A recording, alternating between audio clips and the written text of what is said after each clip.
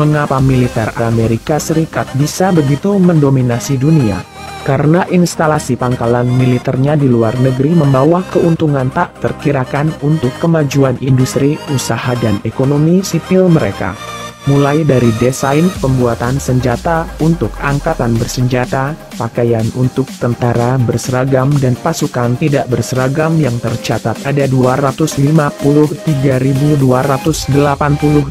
personil, berikut keluarganya yang belum termasuk di dalamnya, stok makanan dan bisnis fasilitas liburan bagi tentara.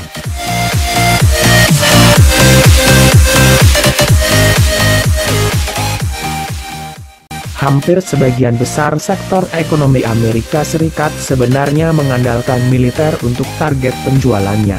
Satu contoh kecil, misalnya terhadap pangkalan militer Amerika Serikat di Irak. Untuk pangkalan itu, DoD harus memesan extra ration of cruise missiles dan depleted uranium armor piercing tanks. Selain itu, DoD juga mengakuisisi sebanyak 273.000 botol sunblock yang dianggap sama pentingnya seperti rudal bagi para tentaranya di sana. Belum lagi DoD harus menyediakan biaya binatu, dapur, surat menyurat dan pengiriman barang, serta cleaning services yang telah dikontrak militer dari perusahaan swasta, juga menjadi bagian dari kegiatan membangun dan mengembangkan sektor ekonomi AS.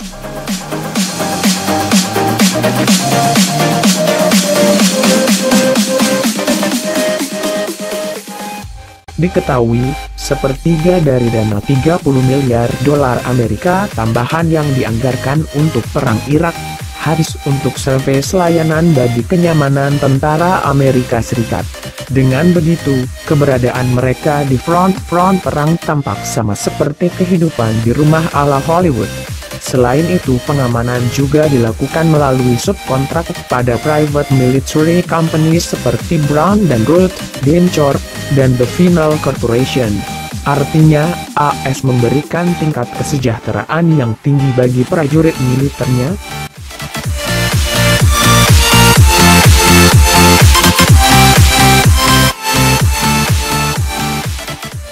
The Washington Post pernah mengkritisi kondisi yang terjadi di Fallujah, bagian barat Baghdad.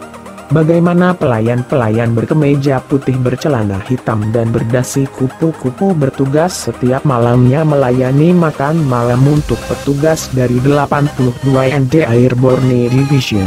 Beberapa dari pangkalan ini, karena sangat luasnya, membutuhkan 9 trayek bis internal untuk tentara dan kontraktor sipil di dalam area berkawat tersebut. Pangkalan Anaconda, kantor pusat divisi Brigade Ketiga dan Infanteri Keempat yang bertugas menjadi polisi sepanjang 1.500 mil persegi di wilayah Irak, ke utara Baghdad, hingga Samara, menempati area besar seluas 25 km persegi dan penyediaan perumahan untuk sebanyak 20.000 pasukan.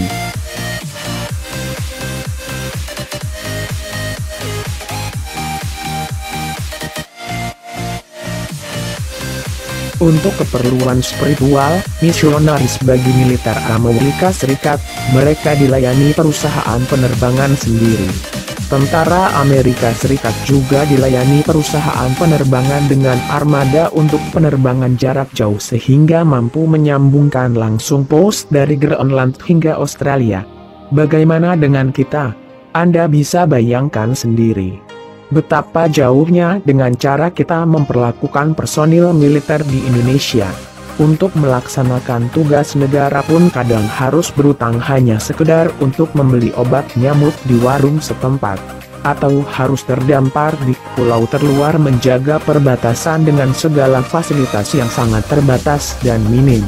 Tapi itulah Indonesia, rasa kepatriotan oleh militer dan rakyat Indonesia yang mengharu biru demi kepentingan negara adalah senjata yang menakutkan bagi militer negara lain.